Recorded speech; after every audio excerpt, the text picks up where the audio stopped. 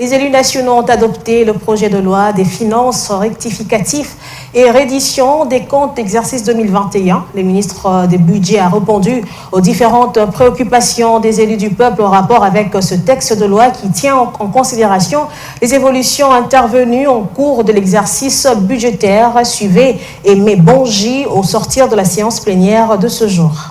Je voudrais d'abord commencer par exprimer tous mes remerciements à l'endroit des honorables députés de l'Assemblée nationale pour avoir accepté de recevoir le texte de loi,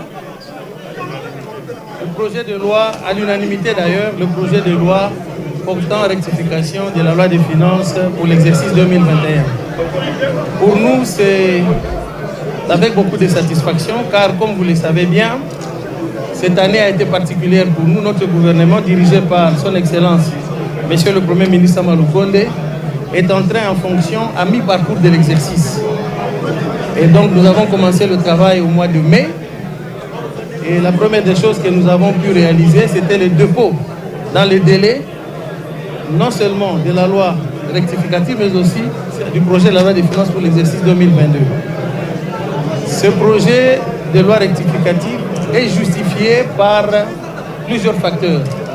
On ne peut pas non plus oublier l'état de siège, mais tout cela dans un contexte de l'amélioration du cadre macroéconomique général, avec une croissance qui est partie de 3,2% initialement à 4,9%.